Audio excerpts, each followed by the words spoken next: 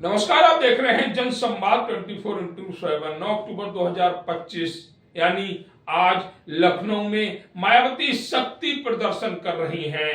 उनके इस शक्ति प्रदर्शन में लखनऊ की गलियां, लखनऊ की सड़कें भाजपा के कार्यकर्ताओं और पदाधिकारियों से भरी पड़ी हैं। हर तरफ एक ही शोर, एक ही नारा है, मायावती जिंदाबाद, आकाश आनंद जिंदाबाद।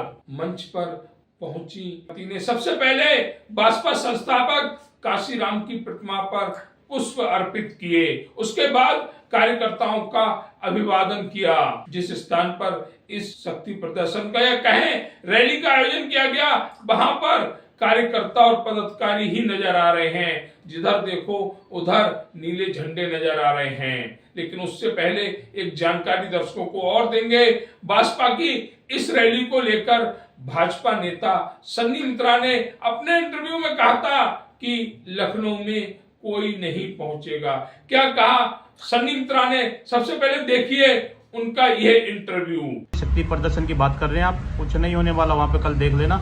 ये सिर्फ अपना जो खजाना भरने का ये इन्होंने खेल रचा है। अब वो कल दिख जाएगा सभी लोगों को, ऐसा नहीं है। लेकिन कहीं ना कहीं सन्नी मित्रा की कही हुई बातें गलत साबित हुई। लखनऊ के अंदर जिधर देखो उधर भाजपा के कार्यकर्ता और पदाधिकारी नजर आ रहे हैं। सन्नी मित्रा ने कहा था 100 लोग भी इस रैली में नहीं पहुंचेंगे, लेकिन संख्या लाखों में है।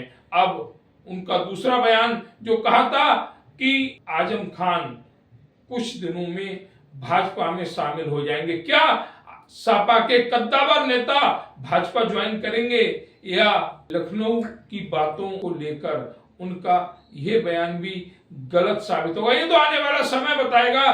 परंतु आज लखनऊ में मायावती की यह रैली सफल साबित प्रतीत हो रही है। क्या ये रैली 2027 के चुनावों को लेकर है?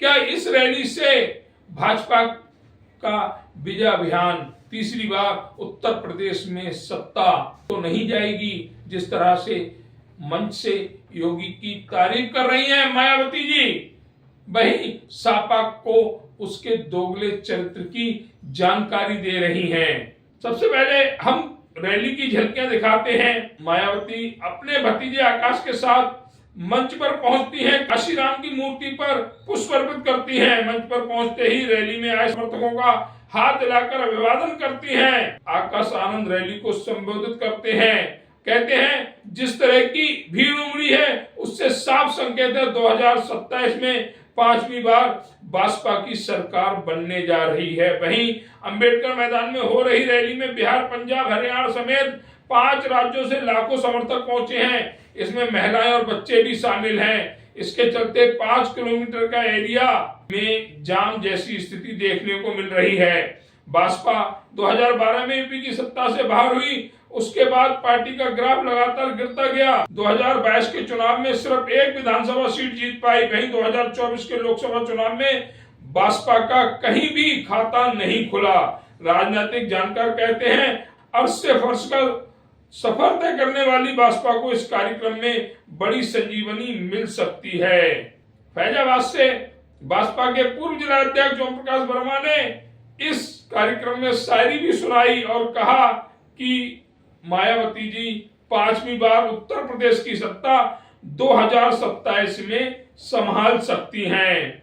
वहीं मायावती ने अपने भतीजे आकाश आनंद को पार्टी का राष्ट्रीय उपाध्यक्ष बनाने का ऐलान किया। आकाश आनंद आज की तारीख में मूवमेंट से जुड़ चुके हैं। यह पार्टी के लिए शुभ संकेत है। आकाश मेरे दिशा निर्देश पर काम करेंगे। जिस प्रकार से काशीराम ने मुझे आगे बढ़ाया, उसी तरह मैं आकाश आनंद को आगे बढ़ाने का निर्णय कर चुकी हूं। लोग हर हाल में आकाश आनंद का साथ देंगे। वहीं मंच पर सतीश चंद्र मिश्रा और उनके बेटे कपिल मिश्रा की भी तारीफ की। इकलौते विधायक उमाशंकर की भी तारीफ करते हुए मायावती ने कहा जल्द ही सत्ता का बदला रुख देखने को मिल सकता है। प्रदेश अध्यक्ष विश्वनाथ पाल पिछड़ों की पार्टी से जुड़ रहे हैं। जहां पर बहुजन समाज के लोगों पर जुल्म होता है, वहां जाकर न्याय दिलाने का कार्य करते हैं। वहीं जमील अख्तर और लखनऊ मंडल के पदाधिकारियों को भी सम्मेलन को सफल बनाने के लिए बधाई दी।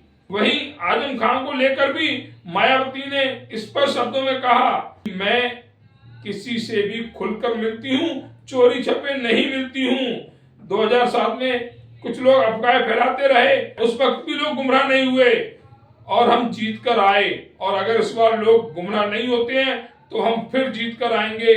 उम्मीद है आप लोग फिर से सत्ता में लाएंगे और बहन जी को 5वीं बार सीएम बनाएंगे। जिस तरह से देखा गया कि लखनऊ का अंबेडकर मैदान पूरी तरह से भाजपा के कार्यकर्ताओं पदाधिकारियों से भरा हुआ है। इसी मंच पर मायावती जी ने सांसद चंद्रशेखर उर्फ रावण को भी नसीहत दी। उन्होंने कहा कुछ लोग के बहकावे में आकर षड्यंत्र रचते हैं। उन्होंने भाजपा का वोट काटने के लिए स्वार्थी और बिकाऊ किस्म के लोगों का इस्तेमाल कर कई संगठन बनवा दिए हैं। ये पार्टियां चुनाव में अपने फायदे के हिसाब से उम्मीदवार खड़े करवाकर भाजपा को कमजोर करने में जुटी हुई हैं। अब तो अंदर ही अंदर अपने वोट ट्रांसफर कर इनमें 1-2 उम्मीदवार को जितवा भी रही हैं ताकि दलित वोट बढ़ सके। ऐसी स्थिति में बिहार प्रदेश के चुनावों में अन्य चुनावों में भी पार्टी का बेहतर रिजल्ट लाने के लिए बिकाऊ पार्टियों को अपना वोट देकर खराब करने की चेष्टा दलित समाज के लोग ना करें। जिस तरह से आज की इस रैली में मायावती खुलकर बोली, उन्होंने अपने विचार व्यक्त किए, साथ ही समर्थकों का भी धन्यवाद किया। जिस तरह से लखनऊ में आज की ये विशाल रैली इस समय तक याद रखी जाएगी। भाजपा को भी ये याद रखने वाली बातें हैं कि मायावती के एक आवाज पर लाखों लोग लखनऊ पहुंच चुके। अन्य पार्टियां भी सचेत हो गई हैं कि कहीं ये भीड़ 2027 के चुनाव में वोट में तब्दील न हो जाए, जिससे कि सबके सपनों को ठेस लग पहुंचे। पुण्यतिथि है। बहुजन समाज व पार्टी हित में बहुजन समाज को संगठित करते तथा उन्हें सत्ता तक पहुंचाने के लिए किए गए तथा अथक प्रयासों व संघर्ष आदि को भी कभी भी भुलाया नहीं जा सकता है, जो हमेशा यादगार व अब अमर रहेंगे। और आज उनकी पुण्यतिथि है और इस मौके पर सबसे पहले मैं इनको पूरे तहे दिल से अपने श्रद्धा सुमन अर्पित करता हूं, जिन्होंने अपनी पूरी जिंदगी खासकर यहाँ दलितों, आदिवासियों, पिछड़े वर्गों एवं धार्मिक अल्पसंख्यक समाज के लोगों को अर्थात बहुजन समाज के लोगों को संगठित करने में और उन्हें अपने पैरों पर खड़ा करने के लिए लगा दी है।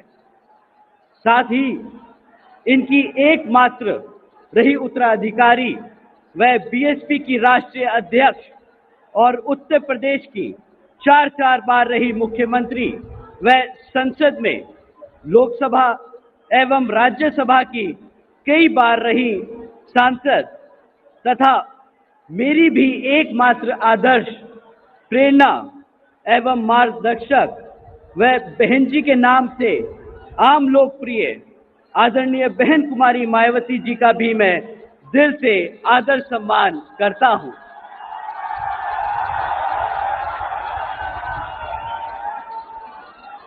जिन्होंने मान्यवर श्री काशीराम जी का हर दुख तकलीफ में पूरा साथ देकर तथा उनके व बाबा साहब डॉक्टर भीमराव अंबेडकर जी के भी बताए हुए रास्ते पर चलकर अपनी पूरी जिंदगी इस देश के करोड़ों दलितों, आदिवासियों, पिछड़े वर्गों एवं अन्य उपेक्षित वर्गों के लोगों को अपने पैरों पर खड़ा करने के लिए लगा दी है।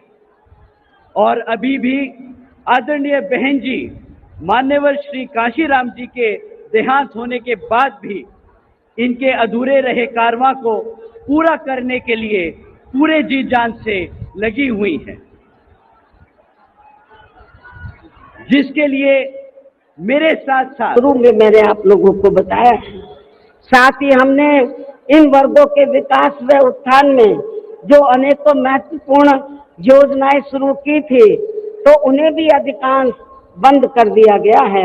आरक्षण दिए जाने के मामले में भी सपा की रही सरकार ने यहाँ दलितों, आदिवासियों एवं अन्य पिछड़े वर्गों के लोगों के साथ हमेशा पक्षपात वाला रवैया ही अपनाया है। इनके पदोन्नति में आरक्षण को तो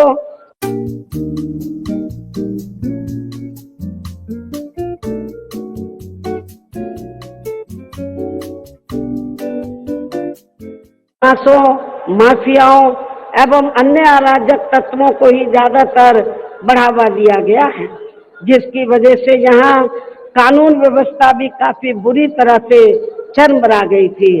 और अब अधिकांश मामलों में लगभग यही स्थिति हमें यह वर्तमान बीजेपी की सरकार में भी देखने के लिए मिल रही है। जबकि आजादी के बाद, इनसे पहले यहाँ शुरू में काफी वर्षों तक कांग्रेस पार्टी के रहे शासनकाल में तो इन वर्गों का हर स्तर पर काफी ज्यादा शोषण व उत्पीड़न आदि हुआ है। एक प्रकार से कुल मिलाकर यहाँ यूपी में कांग्रेस पार्टी का भी ज्यादातर जातिवादी, संकीर्ण व पूंजीवादी सोच के आधार पर ही शासन चलता रहा है। और सन 1975 में देश में लगी इमरजेंसी में तो कांग्रेस पार्टी की रही सरकार ने यहाँ बाबा साहब के संविधान को भी काफी हद तक प्रभावहीन ही बना दिया था, जिसकी आड़ में अब इस पार्टी के लोग आए दिन किस्म किस्म की नाटकबाजी करते रहते हैं। संविधान को हाथ में लेकर किस्म किस्म की नाटकबाजी करते रहते हैं। इसके साथ साथ कांग्रेस पार्टी ने हर प्रकार के हथकंडे इस्तेमाल करके बाबा साहब डॉक्टर भीमराव अंबेडकर को संसद में भी चुनकर नहीं जाने दिया था। इसके अलावा केंद्र में इसी कांग्रेस पार्टी की रही सरकार ने भारतीय संविधान के मूल निर्माता एवं उपेक्षित वर्गों के मसीहा परम पूज्य बाबा साहब डॉक्टर भीमराव अंबेडकर को भारत रत्न की उपाधि से भी सम्मानित नहीं किया था। इसके बाद फिर इनकी मूवमेंट को आगे गति देने वाले मान्यवर श्री कांशीराम जी को भी उनके देहांत के बाद केंद्र में रही इसी कांग्रेस पार्टी की सरकार ने इनके सम्मान में एक दिन के लिए भी राष्ट्रीय शोक घोषित नहीं किया था। इसी प्रकार समाजवादी पार्टी की भी सरकार ने एक दिन के लिए भी राष्ट्रीय शोक घोषित नहीं किया था। साथ ही इन्होंने देश में पिछड़े वर्गों की आरक्षण संबंधी मंडल कमीशन की रिपोर्ट को भी लागू नहीं किया था, जिसे फिर बीएसपी के अथक प्रयासों से श्री बीपी सिंह जी की रही सरकार में ही लागू किया गया था। इसके साथ साथ उसी समय ही बाबा साहब डॉक्टर भीमराव अंबेडकर जी को भी भारत रत्न की उपाधि से सम्मानित किया गया था। इसी प्रकार अब बीजेपी व अन्य जातिवादी पार्टियों के भी शासनकाल में इन वर्गों का शोषण व उत्पीड़न आदि होना अभी तक भी बंद नहीं हुआ है। इसके अलावा इनकी सरकारों में भी जनता को लुभाने के लिए आए दिन घोषणाएं, शिलान्यास व उद्घाटन आदि तो काफी किए जाते हैं, लेकिन इनसे भी जनता को कोई खास लाभ मिलने वाला नहीं है, क्योंकि ये कागजी व हवाई ज्यादा और जमीनी हकीकत में बहुत कम होते हैं। ऐसी स्थिति में आप लोगों को पूरे देश में सर्वजन हिताय व सर्वजन सुखाय की नीतियों पर आधारित ही अपनी पार्टी को ही हर मामले में मजबूत बनाकर इसे केंद्र एवं राज्यों की भी सत्ता में लाना बहुत जरूरी है। और अब पार्टी के लोगों को यहाँ उत्तर प्रदेश सहित देश के अन्य जिन भी राज्यों में कुछ समय के बाद जो एक साथ विधानसभा के आम चुनाव होने वाले हैं, तो उनको वहां भी ऐसी सभी विरोधी पार्टियों को सत्ता में आने से जरूर रोकना है। और खासकर यहाँ यूपी में तो इनको अपनी पार्टी बीएसपी की ही फिर से अकेले पूर्ण बहुमत की सरकार बनाना बहुत जरूरी है, जिसे यहाँ कांग्रेस, बीजेपी, सपा व अन्य सभी विरोधी पार्टियां किस्म किस्म के षड्यंत्र व हथकंडे आदि इस्तेमाल करके इसे रोकने का हर संभव पूरा प्रयास करेगी। और इस संदर्भ में वैसे आप लोगों को ये मालूम है कि सन 2007 में यूपी में बीएसपी की ही अकेले ही पूर्ण बहुमत की सरकार बनने के बाद फिर बीएसपी की सर्वजन हिताय व सर्वजन सुखाय की रही कार्यशैली से पूरे देश में बीएसपी के बढ़ते हुए प्रभाव को देखकर फिर यहाँ सभी जातिवादी, संकीर्ण व पूंजीवादी पार्टियों ने अंदर आपस में एकजुट होकर अपनी पार्टी को यहाँ सत्ता में वापस नहीं आने दिया है।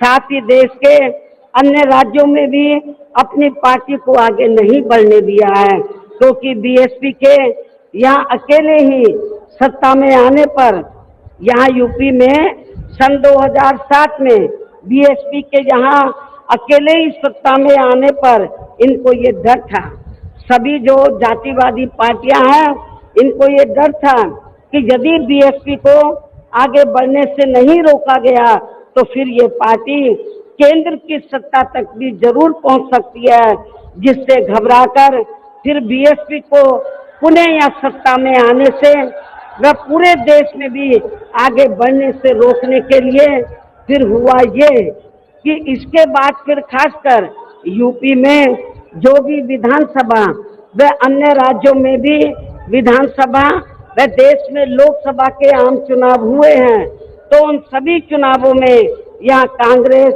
बीजेपी, सपा व अन्य सभी विरोधी पार्टियों ने अपनी